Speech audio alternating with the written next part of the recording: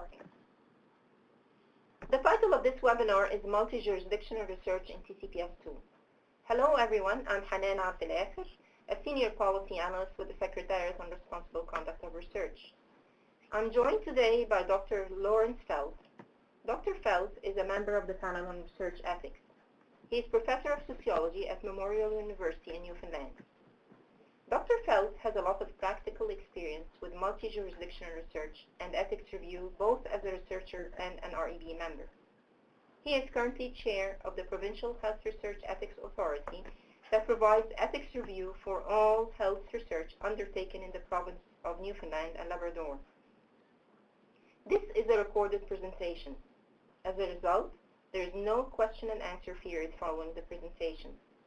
If you have questions pertaining to this topic, we invite you to participate in our regular interpretation service. Simply submit your questions to the Secretariat on Responsible Conduct of Research. The contact information will be provided at the end of the presentation. At the end of this presentation, you should have a basic understanding of TCPS 2 guidance on ethics review mechanisms of multi-jurisdictional research. What is possible, how it can be operationalized, who contributes to this process, and how. These issues are of interest to all involved in research ethics.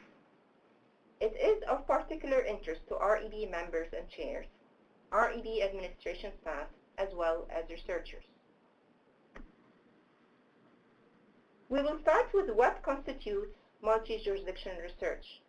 We will address alternative ethics review mechanisms for the review of multi-jurisdictional research and the roles and responsibilities of those involved in making ethics review mechanisms possible.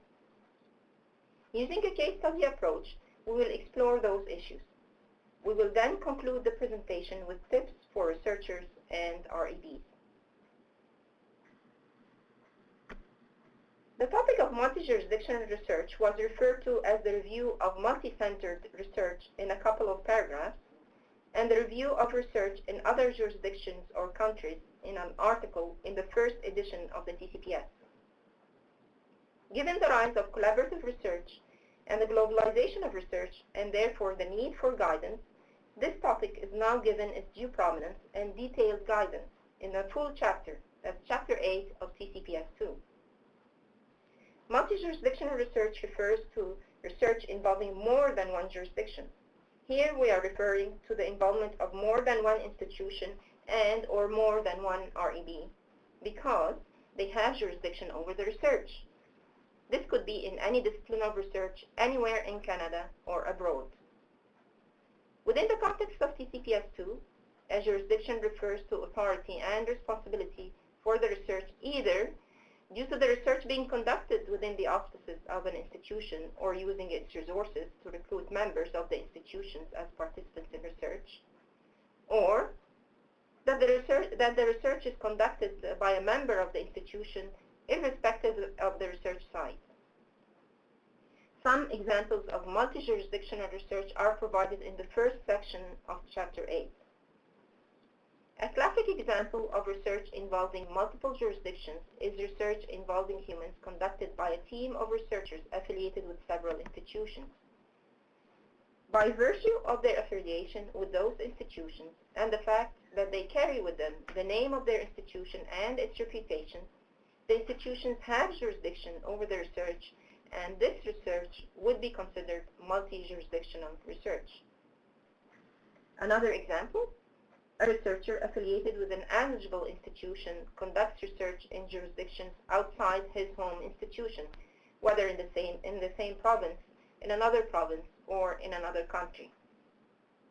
By an eligible institution, I'm referring to eligibility of the institution to receive and manage funds of the three agencies, CIHR, NSERC, and SHIRC, and therefore required to follow TCPS 2 in the ethical conduct of research involving humans. Larry, would you like to add something here? Just a few things, and welcome, and thank you, Hanan. Just a few summary statements. Multi-jurisdictional research, as Hanan has said, and as we'll see in the webinar, takes many forms. It's increasingly common, too. At one time, the primary form might have been multi-site clinical health drug trials. Now, through changes in granting initiatives, for example, with SHRC in the social sciences, with their larger participatory and multidisciplinary granting, it's become more and more common. And I guess it's also important, given this, that individual researchers and the local Research Ethics Board understand that they're ultimately responsible, as Hanan just said. Just a very few kinds of suggestions for researchers and ethics boards, respectively, in the context of this multi-jurisdictional research.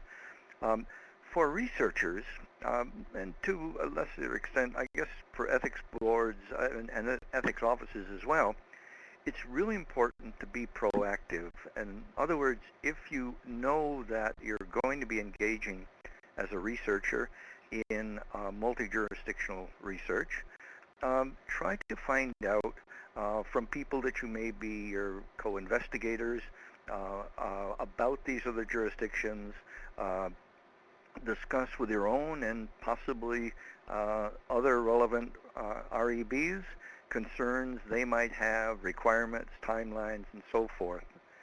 For the REB, and if it's a larger institution, there may be actually an ethics office within which the REB is situated. Visit other REB websites and CARIB networking, which is an overused term perhaps in a lot of different contexts, is still very, very important here. National organizations such as CARIB, the Canadian Association of Research Ethics Boards, are really very helpful. Where possible, attend regional or national meetings of CARIB or of others. Once you begin to become a little bit familiar, this is the REB or perhaps the ethics office, you can provide local educational sessions on multi-jurisdiction to potential researchers, graduate students undertaking research, etc. There are also increasingly other resources, such as this webinar, that can help you. And finally, make sure that your university understands your mandate, particularly as it may expand in the context of multi-jurisdictional research, and supports it in not just in terms of mandate, but appropriate levels of support where possible, that the demands on ethics boards and research ethics offices does increase to some extent in the context of multi-jurisdictional, and it's important that the institution to which you're attached understand this mandate and understand the necessity of providing appropriate resources to allow you to carry out that mandate. Thanks, Hanan. Okay, thank you, Larry. I invite you now to read this case and respond to the question.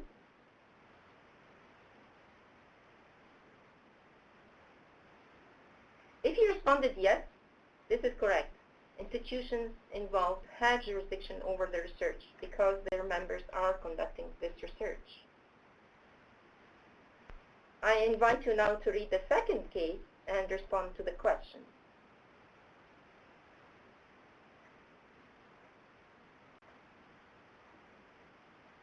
If you responded yes, this is correct. In addition to the researcher's home institution, the other institutions have jurisdiction over the research, given that they are granting the researcher access to classroom space and student information on which the institutions have authority and for which they have responsibility.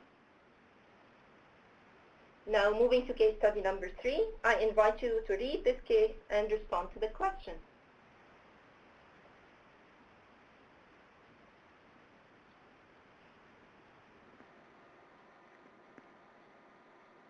The correct answer is no.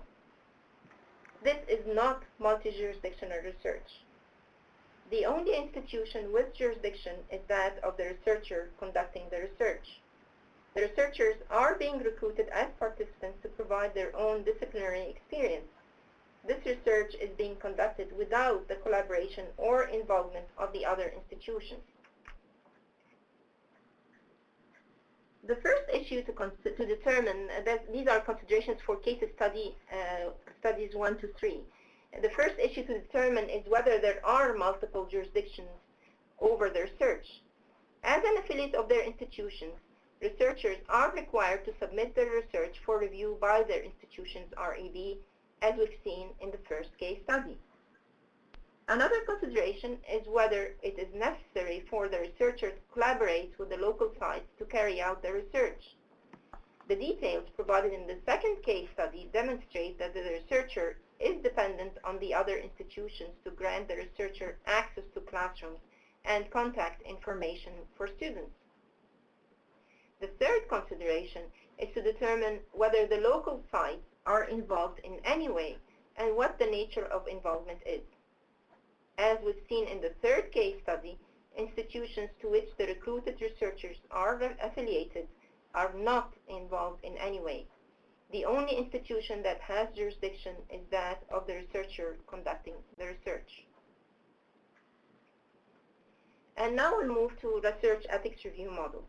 In the case where the research requires multiple REB reviews, the model of ethics review is similar to that followed for single-site reviews, mainly independent ethics review by several REBs, whether concurrently or sequentially. Its advantages include that ethics review of a research project at every institution brings the needed knowledge of local research, the relationship and knowledge of local researchers, and the diversity and variability of experience and expertise that bring assurance in the ethics review process. Yet, multiple independent reviews bring some challenges. They risk yielding inconsistent ethics review processes, redundancy, and delays or inefficiency, especially for time-sensitive research.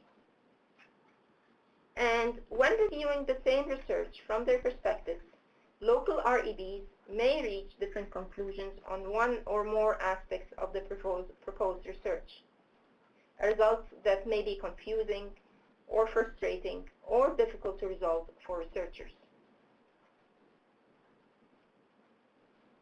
Two other sets of alternative research ethics review models are described in TCPS 2. The first is REB review delegated to an external specialized or multi-institutional REB. This occurs when two or more institutions choose to create a single joint REB or to appoint an external REB to which they delegate research ethics review. This arrangement could be based on geographical location, or the volume of reviews, or the sharing of resources, or for specialized expertise. REB review delegated to an external, specialized, or multi-institutional REB could be established at the regional, provincial, or national level. The other alternative model described in TCPS 2 is the reciprocal REB review, in which more than one institution enters into an agreement to accept each other's REB review. This could be a blanket agreement or on a case-by-case basis. The intent of introducing those ethics review models in TCPS 2 is to clarify the type of possible arrangements that may facilitate the ethics review process for research involving multiple jurisdictions. We have to remember, though, that those models, other models, or a mix of models are all optional. The intent is not to prescribe a specific model for certain types of disciplines or research projects.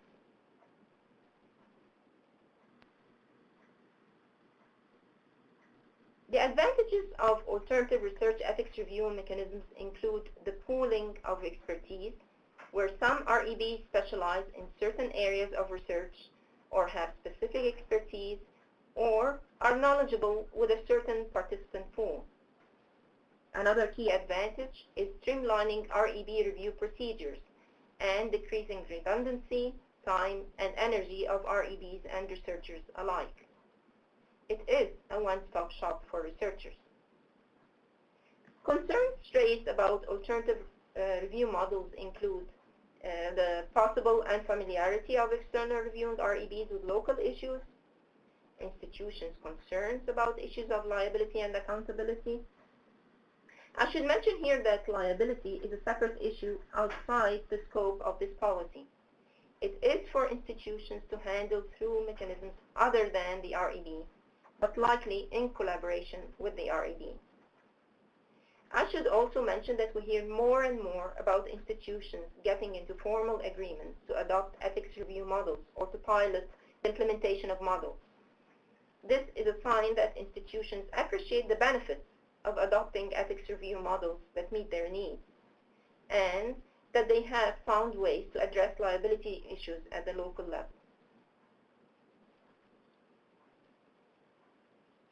Issues relevant to ethics review multiply when it comes to multi-jurisdictional research, and thought should be put into the selection of the review model that is appropriate for the research. The success of an alternative review model involves consideration to context. This includes an understanding of the discipline and field of research, which is normally informed by input from the researcher. Consider what the scope of the project is. Is it multinational, longitudinal, or is it a time-limited project and small number of jurisdictions? What are the characteristics of the targeted persons and groups at the individual sites? Are participants vulnerable within the context of the research? Are there differences in values and cultural norms? What is the level of risk associated with the research under review? A key factor contributing to an effective and successful process for ethics review of multi-jurisdictional research is trust between REBs and supportive policy environment through buy-in of participating institutions. What are the relationships between REBs to be involved in the ethics review? There are a variety of formal and informal REB chair, members, and administrative relationships already established in Canada. Another consideration is whether the ethics review model benefits from the experience, expertise, and any specialization of REB members. Federal, provincial, national, and international policies and legislations and differences in institution requirements also need to be taken into account in the selection of the review model. Attention to operational issues is an important consideration for the success of the ethics review of multi-jurisdiction research. This includes issues such as clarifying roles and responsibilities for the initial review and for continuing ethics review. Larry, do you have comments here? Yes, just a few comments that I hope will be helpful to people. I think it's very clear that there's a great deal of flexibility provided that certain criteria are met in choosing the appropriate model. It's not a question of one size fits all. The best choice ultimately is essentially a balance, I think, between timeliness and efficiency for the researcher on the one hand, with an appropriate level of due diligence in carrying out the TCPS guidelines and founding principles of equity, social justice, and respect for participants, and confidentiality and privacy, of course, given the risk level for all participants to the research process, including the researcher. There are local resources, and I'll talk a bit about this perhaps later on, that a local REB can recruit on an ad hoc basis. The TCPS provides for this, that may be able to give them special expertise to assist the REB in its evaluation. These might be people that are, if it's in a different culture, in a different country, who may be former nationals or even current nationals of those places, and have expertise that may be useful. It's also possible, since you don't always need to invent a new model, to look around. I had mentioned earlier how important it was to be proactive. Well, it's quite possible that some model is already existent. Maybe several regional boards have been deliberating on cooperative arrangements, and then you could fit into that. There is within Canada now several initiatives that usually go under the term harmonization. And part of just becoming aware through networking is that you may be able to avail of their experience and even of become part of a review process within one of those networks.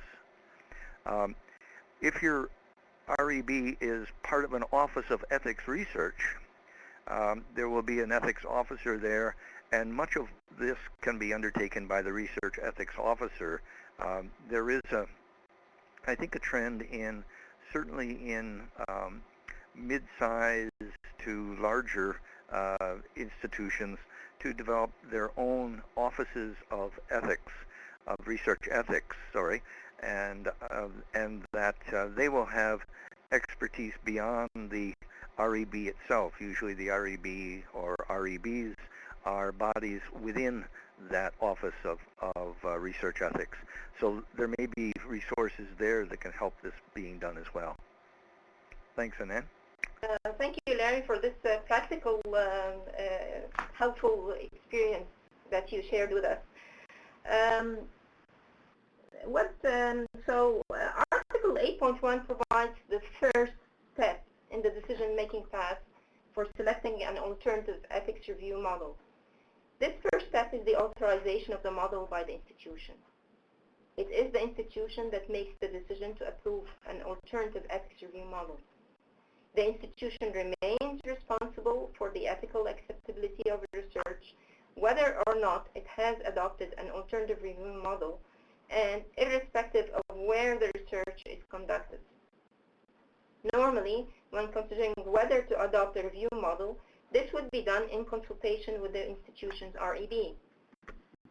This process should be based on an official agreement agreed to by all institutions involved, based on a decision by the highest level of the institution. Such agreements are normally based on trust, respect, and understanding, and do not diminish the responsibility of the institutions involved. Approvals based on those agreements should be documented and reported to the full REB through the chair. The point in reporting is informational and should not trigger a duplicate research ethics review. Other roles and responsibilities and operational issues, such as who is responsible for keeping the official records of the REB and for continuing ethics review, should be also considered in the agreement. As for Article 8.2, it provides the second step in the decision-making path for selecting a model. Once the institution has authorized a model, REBs and researchers can select the most appropriate research ethics review model appropriate for the research. Obviously, if a specific model is deemed to be appropriate for research, steps should be taken to either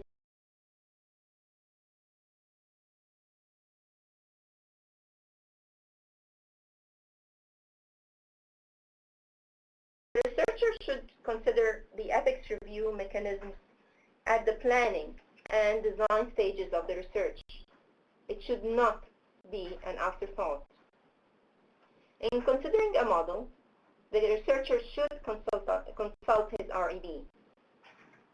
The REB should collaborate with the researcher in selecting the appropriate model for the research. Article 8.1 and its application clarify that it is the principal REB's responsibility to make a final decision on the selection of the appropriate review model for the research under review. The time and efforts invested early in the process will prove to benefit all involved. I invite you now to read case study number 4.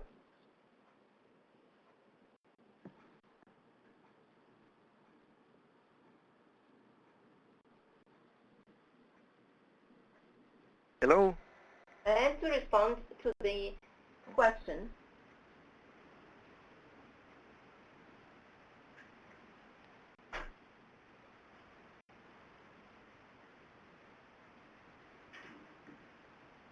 The correct answer is the last one, E. Any of the above. All models are possible. Considerations for selecting a model that I previously described should be taken into account. This includes the number of institutions involved, the duration of the project, previous experience of institutions working together, the availability of required experience and expertise, differences in laws, REB operational issues, local issues, and others. So institutions with previous experience working together may be more comfortable delegating the review to one of the 4 REBs. Institutions may create a single joint REB composed of representative members of all 4 REBs with the necessary experience, expertise, and knowledge, and membership representation required in TCPS 2. Institutions may delegate the review to an external centralized REB that may already exist and has the necessary specialization in this area of research. For example, an REB that exists is the Ontario Cancer Research Ethics Board, OCREB. If many differences exist in laws, REB in operations, local issues, institutions may decide to have the research reviewed independently by all REBs. Front and center to the selection of the model is the impact on participants, whether in ensuring that the required expertise is involved in the review or in finding ways to assure familiarity with the study group or population and local issues. The adopted model should not compromise the protection of participants. Researchers' concern about paperwork is one consideration, but should not be the main reason for adopting a specific model. Larry, do you have experience that you'd like to share with us here? Just a few comments. I think that overview was a good illustration of the flexibility with which most multi-jurisdictional research may be reviewed within TCPS 2 guidelines. I guess I would re-emphasize the importance of being proactive, building contacts, learning of ongoing arrangements as part of the REB learning process. It's also, I think, really to kind of summarize this and put it in place, to kind of think of it in terms of a vision of where are we going, or where is this review process going. And it's, in many ways, although there are many more actors and stakeholders involved, it's very similar to what we're trying to create even in a single site. And basically what that is which we're trying to set up a situation in which the consequences and assurances for individuals and groups for research participation are seen as integral to the very best research practices and design. In other words, this is a kind of a vision in which the ethical review process, rather than being seen as something out there that you'll go get, is really seen to be embedded in the very best practice of research itself, so that it's all part of a seamless part with the trust, with the understanding, with the collaboration and communication that we would normally, before ethics review, would associate with the researchers themselves and perhaps their research assistants. So this is really an integrated kind of vision, and what multi-stakeholder or multi-jurisdictional research does is it adds the number of players and the kind of nuances, but it doesn't really fundamentally differ from that vision that really all research ethics, at least in my judgment, is really striving for, and that is this seamless integration. Thank you, Larry. Article 8.3 confirms that if a model has been approved, then the terms agreed to of that model apply. In the absence of a model, the second part of the article applies. The default becomes independent ethics review by the REBs involved. Basically, that research outside the jurisdiction of the institution, whether in Canada or outside Canada, require review by the home REB and the REB or other responsible review body, if any, at the research site. Note that this article acknowledges that there may be situations where an REB or other responsible body may not exist. In the absence of another REB or an equivalent, at least the home REB will review the research. I'll now move to case study number 5, and I'll give you the time to read through the case.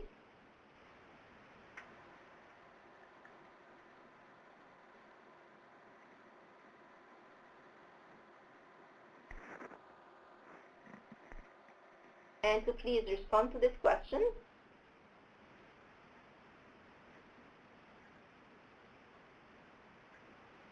The correct response is yes. The research can proceed in the absence of ethics review at the other two sites. As we've seen, Article 8.3 acknowledges that while some jurisdictions may have established REBs as required in TCPS 2, other jurisdictions may not have developed ethics review mechanisms. The researcher must satisfy the home REB regarding his or her efforts to find an ethics review body in the other country. The researcher should also demonstrate his knowledge of the study group and population. The researcher may have previously studied this group or population, for example, or had links with local researchers or other researchers who've had experience with the conduct of research involving those same groups and populations. The home REB should recognize that ethics review mechanisms may not exist in the other sites.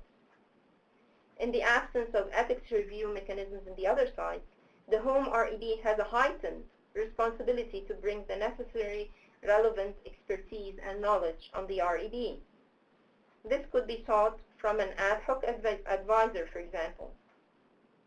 What is important to remember is that research participants, wherever they are, should be afforded the same respect and protections in accordance with the core principles of TCPS 2. Respect for persons, concern for welfare, and justice. Larry, do you have any experience with such situations? Yes, I do. As a matter of fact, both as simultaneously as a REB chair and as the supervisor of a PhD student. It's not uncommon for researchers, particularly graduate students, working in foreign locations, very often the remote and cultures, to have difficulty finding appropriate local organizations or groups to provide ethical review. And given the importance of local context for issues such as consent, confidentiality, etc., this can pose really special challenges. Nonetheless, it's been my experience that satisfactory and solutions with a little bit of innovation can be crafted with the Canadian REB and the researcher working together. The case study was one of my students working in a rural area of Southeast Asia on rural economic development. It turned out that there was no local REB, not even a national one for this country. What we were able to do is, within the local community here of St. John's, we were able to recruit a person that had lived and was a national of the country, and was familiar with its culture and so forth. And through working with him, the board got a general understanding of what might be potential areas that we would want to assure ourselves of. And then with that, the researcher, through the use of her interpreter informant in the country, was able to make contact with a school teacher in a nearby community who was once again a member of that society, but spoke quite good English. And between them, they were able to work out not only what would be an appropriate procedure for documenting consent, assuring privacy and confidentiality, etc., but also a independent person who people could contact if they had difficulties or issues, but for whatever reason or other felt uncomfortable contacting the researcher themselves. And this actually worked out quite well. It was admittedly a fairly low risk kind of study, but I think when you're in different, very different cultural contexts in society that you're, in the case of the student, they were not very well, very knowledgeable of prior to going there. We were quite pleased. There were no calls for concern expressed, and and that this was all documented, as Hanan has said. We documented this very clearly for the Research Ethics Board. I stepped down because of a conflict, obviously, as chairing it, but the board was quite satisfied with the procedure that had been worked out and felt it appropriate, and provided that those guidelines and procedures were followed, they approved the research. Very interesting. Thank you, Larry. Article 8.4 outlines some of the basic information that researchers should provide to their home REBs. This information can either be determined by the provisions of the adopted research ethics review model, if one has been agreed to, or researchers provide to their home REB information about rules at the research site where it exists, names and contact information of REB or comparable body if known, information about targeted populations, and other relevant circumstances. Sharing this information can facilitate opening dialogue between REBs, especially where there are points of disagreement between the REBs on the review of the same research. I will now move to case study number 6, and I will give you the time to read through the case.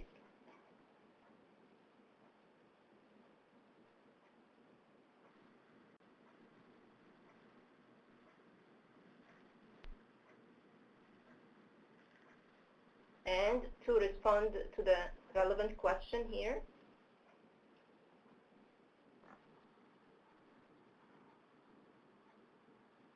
and the answer is C, that the researcher may make the requested changes. The researcher must be able to explain to the Canadian home REB why the requested change intended to meet the REB standard requirements may not be possible or appropriate for the context of this research and local conditions. For example, where the requested changes relate to the host country's legislative requirements, there would not be much room for discussion. Another strategy for the researcher is to open lines of communication with and amongst both REBs, the Canadian home REB and the local REB in the other country. As we've seen, Article 8.4 lists some of the basic information that the researcher should provide to his home REB. The Canadian REB should be cognizant and sensitive to how its requirements apply within the context of the specific research under review. The REB must be able to assess whether its requirements are appropriate to the context of the specific research under review. It should be able to understand the different rationales for the divergent position on the requirements. And the Canadian REB should be collaborative in opening the dialogue with the foreign local REB or equivalent body. Both the researchers and the REB's ultimate goal should be to reach a point of agreement where the requested changes can be made by adapting the Canadian REB's advice to local conditions. Again, Larry, do you have experience with this? Yes, a couple of comments. We've had a couple of examples of what appears, or at least initially appeared to be gridlock between a local REB and the REB that I was involved with. One of these had to do with, in clinical trials, on the specific wording of consent forms. And if I can, our two oldest children are both lawyers, so they'll forgive me for making these comments, but particularly with drug trial forms, these are usually the product of legal construction, and they can be so long and so detailed that it is, well, we've had feedback from local REBs in other jurisdictions simply saying, we can't understand what this consent form means. I mean, basically, how do you expect participants to understand?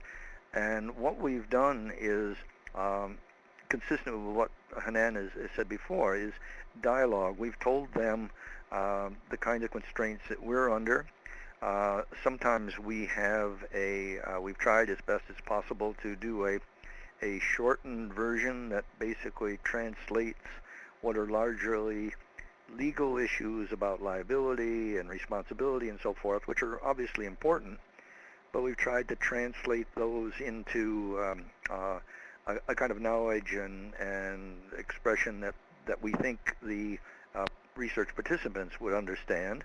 The legal people have been very good as well, and they understand that all of the participants in this research are not likely to be other lawyers like themselves. And where there is trust and dialogue, we have found that you can usually find some arrangement that is workable.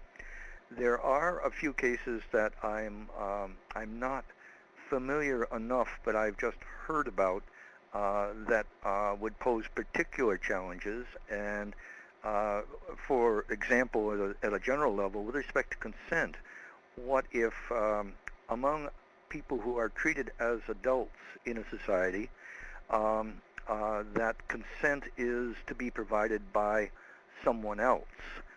For example, in a husband and wife relationship, if the local custom is for the male to provide consent for his partner's or spouse's participation, these pose real challenges. But once again, I have never encountered a situation in which trust and dialogue and understanding, and if necessary, the use of local people who basically understand both sides, I mean local in the other site, that we haven't been able to get a resolution that we think is consistent with TCPS 2 and also goes as far as possible to recognize the appropriateness and the legitimacy of local boards as well. So this can sometimes be a real challenge, but I would say that in 95-98% of the cases, that even consent forms, which are one of the areas where this shows up most often in my experience, discussion, dialogue, and some trust on both ends, because both sides have some claim for responsibility for the research process. And once again, it's not as if there's a silver bullet, but when people are talking and when people are trusting and when there is respect, that lots of things can be done that could not otherwise be done. Thank you, Larry. That's very interesting. So now speaking to researchers, I have some tips for you researchers. Take time to understand and engage the targeted community you plan to study. You need to invest time and thought in strategies to familiarize yourself with those norms and practices and to minimize risks to participating individuals and communities. This is of particular importance where the culture, values, language, or traditions may be different from your own. Think of strategies of how you can ensure effective communication with the participants if you do not speak the participants' language in recruitment and consent discussions. Work with your REB. Inform the REB of how you plan to proceed with the research at the site and how you will seek access to the targeted population. The relationship between a researcher and his or her REB is essential in informing the selection of the appropriate model and serves a two-way education process. Consult your REB early at the design stage of your research. And now some tips for home REBs. For home REBs, be sensitive to context and open communication. Make use of provisions in TCPS 2, such as adding an ad hoc member or other resources if deemed necessary to bring any missing knowledge or expertise to the REB. As an REB, be sensitive to context of the research under review, open communication with the researcher and other REBs or equivalent ethics review bodies. REBs should not prevent research from proceeding solely because the research cannot be reviewed and approved through a formal REB review process in another country or another jurisdiction. And I'm sure Larry has some tips for you based on his experience. Well, once again, thanks, Hanan. Many of these have already been covered, but I have a few here that I would like to share. At least they've been useful in my own experience. And forgive me if I've mentioned some of these before, but there are a lot of resources, and they're increasing. I used earlier the example of this webinar to help researchers, research ethics offices, and REBs to become more familiar with multi-jurisdictional research. This webinar is one, and I hope a very useful one. It has been, I think, a real contribution in TCPS 2 of Chapter 8. Remember that the TCPS 2 is a guide. It is not a schematic, like if you buy something and it tells you how to put it together. It gives you the rules and if you want the kinds of conditions to be met, but it leaves a great deal of flexibility, and I think that's quite appropriate, and I think there's much in Chapter 8 that's really helpful. We've talked about the researcher and the REB in the home context, building that kind of partnership as early as possible with dialogue and so forth, and that also goes for wider contacts for both researchers and for REBs and ethics offices, and I've already mentioned some of the ways in which that can be done. Being proactive, the earlier you start to understand this, and the more you see it as a seamless part of doing best practice research, the more effective this is going to be. Be flexible, consistent with TCPS guidelines for best practices, but do not be afraid, if necessary, and I kind of underscore if necessary, to innovate. My experience has been that sometimes my first reaction has been, well, we need to do something new. This has never been covered, and I think with a little bit of searching, you'll find that the overwhelming numbers of issues that you're encountering, somebody else in Canada, even, and perhaps even in your province, have encountered them, have tried to work on a solution, perhaps have crafted one. We've talked already about some of these things in the context of other kinds of arrangements that are already existent. Be flexible. I can't emphasize enough the importance of education, both for you and to share that education with your own constituencies. And that includes, I'll say again, that as REBs and their mandate and their workload has increased, it's important that the highest level administrators to which they report understand that and build an independent but supportive relationship that includes a realization that sufficient resources are needed. To the extent possible, I think back to that Southeast Asian example of my own, that some of the solutions from that came from that teacher in the Asian community next door to where the research was going on. They were immensely useful in offering suggestions. We've talked about REB networking, and if resources permit, provide ongoing educational experiences. What we've tried to do, and it can be hard given the kind of financial pressures on most institutions of which REBs are a part, but we try to make sure that when voluntary courses are given for personnel in the office, that we try to send people to them or bring those courses to them if they're available online. The networking function is better done in person, but we try within our financial capacities to do that. And finally, I think that Hanan had mentioned this, but if I can speak as a member of the interagency panel,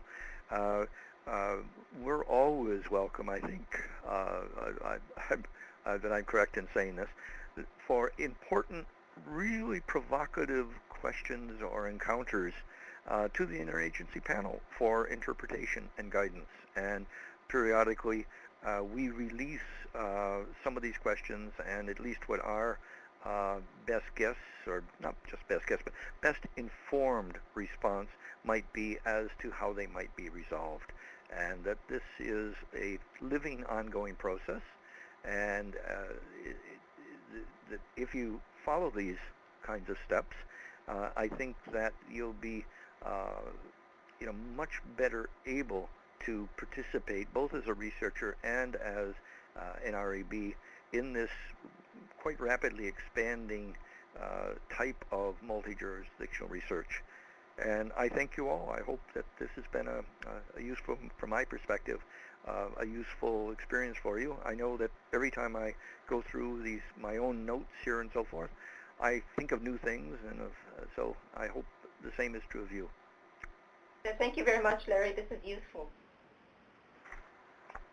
To summarize, multi-jurisdictional research provides great opportunities that also come with challenges, including those of ethics review. The challenges can be managed by collaboration, communication of the multiple players involved, as Larry was mentioning in his case studies and the tips that he provided. Ethics review of multi-jurisdictional research requires buy-in, trust, and education of all involved in the process. Researchers and REBs should accord participants in other countries the same protections and respect that Canadian participants enjoy. Home REBs should be sensitive to local needs, especially those with particular cultural context. And I would like also to bring to your attention some of the educational resources that we have. So the Panel on Research Ethics provides a diversity of educational resources on TCPS2 for the community. One of the educational resources is our interactive online tutorial that we encourage you to complete. Over 72,000 users have completed the tutorial to date. You can view our webinars online on the Panel on Research Ethics website. And if you have any questions, you can send them through our interpretation service. We also have interpretations posted on the Panel on Research Ethics website, and we'll keep posting them periodically. So keep visiting the Panel on Research Ethics website for all updates on TCPS2 educational initiatives. A group of researchers are conducting an independent evaluation of the panel's educational initiatives, so we encourage you to give them your feedback when they contact